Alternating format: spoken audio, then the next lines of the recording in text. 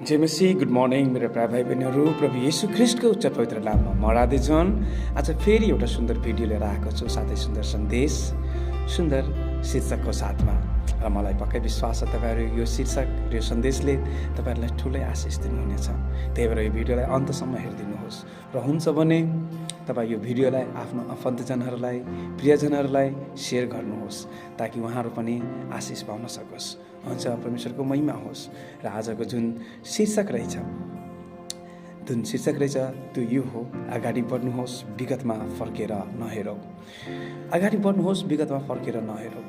यो मुख्य आजको जुन शीर्षक रहेछ यो धेरै नै महत्त्वपूर्ण रहेछ।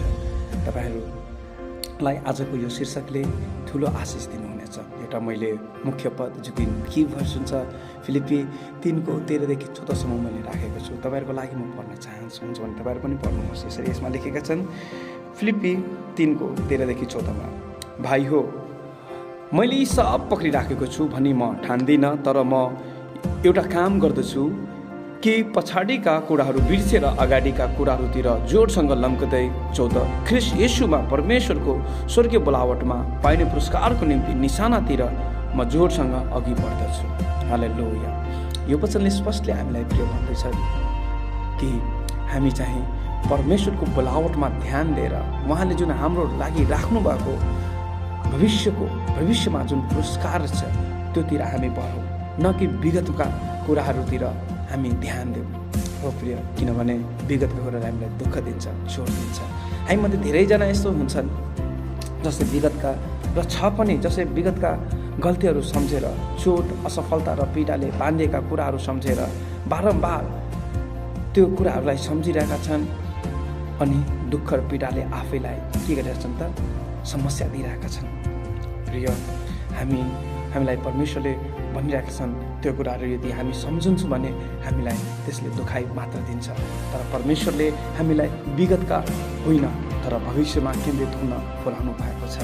उहाँले हाम्रो जीवनको लागि राम्रो र सुन्दर र आशापूर्ण योजनाहरू बनाएर राख्नु भएको छ। त्यही भएर हामी चाहिँ उहाँको योजना भविष्यतिर हामी चाहिँ के हुन्छ त हेर्नुपर्छ, न कि हाम्रो विगतका कुराहरू जसलाई हामीलाई दुःखी ल्याउँछ।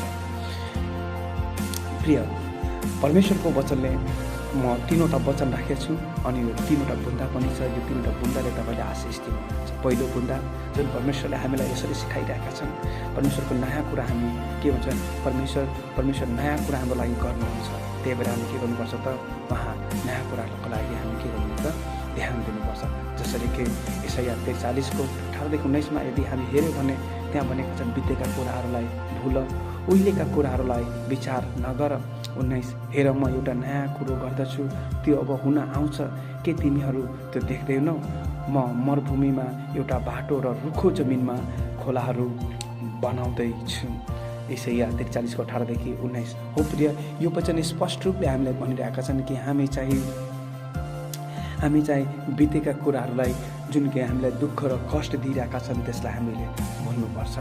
तर परमेश्वरले भन्दैछन् कि अब म एउटा नयाँ काम गर्दैछु। हो, परमेश्वरले हामीलाई हाम्रो जीवनको लागि एउटा नयाँ काम गर्दै हुनुहुन्छ, त्यो चाहिँ हामी सम्झिनुपर्छ र घोषणा गर्नुपर्छ ताकि त्यो चाहिँ हाम्रो जीवनमा आशिष बनेर आओस् भनेर।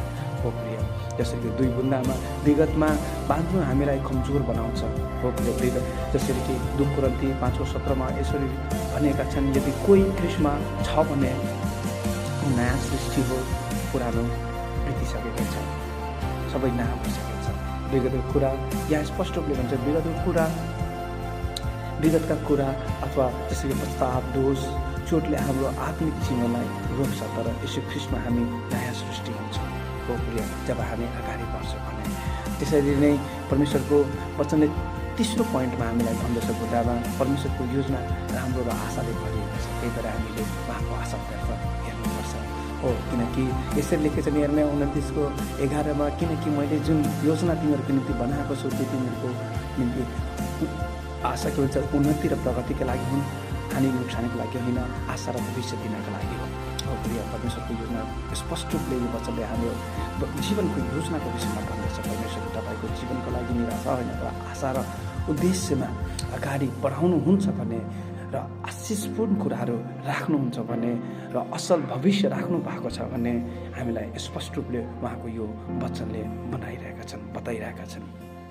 हामी विगतमा बाँधेर बस्दा परमेश्वरको महिमा प्रकट गर्न सक्दैनौँ, तर भविष्यतर्फ विश्वाससित हिँड्दा उहाँको महिमा हाम्रो जीवनबाट प्रकट हुन सक्छ। त्यही भएर हामी विगतमा होइन तर भविष्यतर्फ अगाडि हामी बढ्नुपर्छ, जुनले परमेश्वरले हामीलाई राख्नु भएको छ। किनभने विगतका कुराहरूले हामीलाई दुःख र चोट मात्र दिन्छन्। निष्कर्ष प्रिय दाजुभाइ दिदीबहिनीहरू, विगतले तपाईँलाई परिभाषित गर्दैन, परमेश्वरले गर्नुहुन्छ। आजै विगत छोड्नुहोस् र दोष बोध र पीडालाई येशूको क्रुसमा टाङ्नुहोस्। परमेश्वरको हातमा तपाईँको भविष्य सुरक्षित छ। अगाडि बढ्नुहोस्, किनकि परमेश्वरले तपाईँको लागि राम्रो र सुन्दर योजना तयार गर्नुभएको छ। यो चाहिँ विश्वास गर्नुहोस्। आउनुहोस्, म तपाईँहरूको लागि म प्रार्थना गर्दछु र यो प्रार्थना तपाईँ आफ्नो जीवनमा घोषणा गर्नुहोस् र बितेका कुराहरू चोटपटकबाट तपाईँ स्वतन्त्र हुनुहोस्। किनभने परमेश्वरले तपाईँलाई खुसी र असल र सुन्दर भविष्य र सुन्दर जीवन देख्न चाहनुहुन्छ। हाँसिलो, खुसिलो र के भन्छन् उन्नति प्रगति भएको, न कि चोटपटक भएको तपाईँलाई हेर्न चाहनुहुन्छ। त्यही भएर प्रिय हो, परमेश्वरको महिमाको निम्ति तपाईँ अगाडि बढ्नुहोस्। आउनुहोस्, म तपाईँहरूको लागि प्रार्थना गर्दछु। हे स्वर्गीय पिता, म तपाईँलाई धन्यवाद दिन्छु आजको सुन्दर वचनको लागि। हामीलाई जुन यो सन्देश हामीलाई जुन आज दिनुभएछ, विगतका कुराहरूको विषयमा अगाडि बढ्नुहोस् विषयमा बारेमा पिता परमेश्वर प्रभु हामी धन्यवाद दिन्छौँ। आज हामी बितेका कुरा सबै पीडा र गल्ती, पशुको र बोझ तपाईँको शरणमा राख्दछु, क्रुसमा टाङ्दछु। जसले विगतका कारण दुःखी र निराशा र कमजोर छ महसुस गरिरहेका छन्, उनीहरूलाई तपाईँको प्रेमले भरिदिनुहोस्, तपाईँको शक्तिले सामर्थ्यले भरिदिनुहोस्। उनीहरूलाई खुसी, शान्ति र नयाँ आशा दिनुहोस्। उनीहरूको हृदयलाई बलियो साहसिलो बनाइदिनुहोस्। उहाँहरूको आत्मालाई चङ्गाई गरिदिनुहोस्। भविष्यतर्फ विश्वाससित हिँड्न सामर्थ्य र शक्ति दिनुहोस् भन्ने म प्रार्थना गर्दछु। हाम्रो जीवन तपाईँको महिमाको लागि प्रयोग भएको होस् हामी चाहन्छौँ र प्रार्थना गर्दछौँ येशू ख्रीष्टको पवित्र नाममा। आमेन, आमेन। प्रियहरू, यो प्रार्थनालाई आफ्नो जीवनमा घोषणा गर्नुहोस् र परमेश्वरले तपाईँलाई ठुलो आशिष दिनुहुनेछ। हुन्छ प्रिय, म विश्वास गर्दछु आजको यो वचन र यो प्रार्थनाले तपाईँलाई आशिष दिनुभएको छ र तपाईँ बुझ्नुहुन्छ भने आशिष छ यो तपाईँको लागि। त्यही भएर के गर्नुहोस् त, यो आफ्नो आफन्तजनहरूलाई पनि सेयर गर्नुहोस्। हुन्छ, परमेश्वरले तपाईँलाई आशिष दिनुहोस्। जय मसीह। God bless you and see you.